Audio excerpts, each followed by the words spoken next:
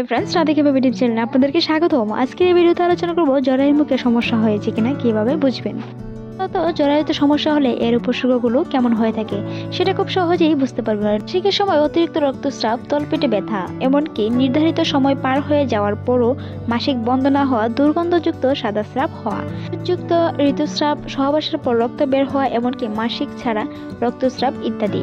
এ ধরনের কোনো উপসর্গের সাথে জ্বর থাকলে কিংবা পেটে ব্যথা বা পেটের যে কোনো সমস্যা বা অতিরিক্ত গ্যাস, কোষ্ঠকাঠিন্য দেখা দিতেও স্ত্রীরোগ চিকিৎসকের কাছে অবশ্যই পরামর্শ নিতে হবে, কেননা এ ধরনের সমস্যায় জরায়ু বা টিউমারের রোগ হতে পারে। সাবধান হওয়ার জন্য কিছু লক্ষণ দিলে দ্রুত চিকিৎসকের পরামর্শ দিতে হবে বলে জানিয়েছেন ডক্টর অধ্যাপক মলিহা রাশিদ জাহান।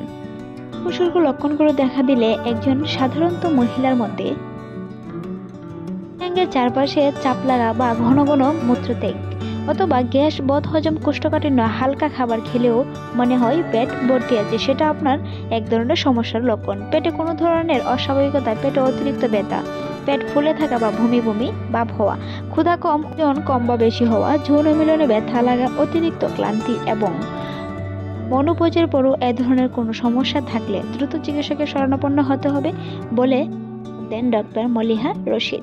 তবে তিনি জানান, সাধারণত অল্প বয়সে বিয়ে বা অল্প বয়সে সন্তান হওয়ার কারণে, ঘন ঘন সন্তান ধারণের কারণেও, আগে জরায়ুর কোনো সমস্যা, বহুগণিতা, পরিষ্কার পরিচ্ছন্নতার অভাবে ইনফেকশন হয়ে থাকে, তামাক গ্রহণ বা ধূমপান, বংশগত ইত্যাদি কারণেও জরায়ু ক্ষতিগ্রস্ত হয় বা জরায়ুতে নানা রোগের আক্রমণ ঘটে। অনেকেই ধারণা করেন জরায়ু শুধুমাত্র সন্তান জন্মদানের কাজে লাগে।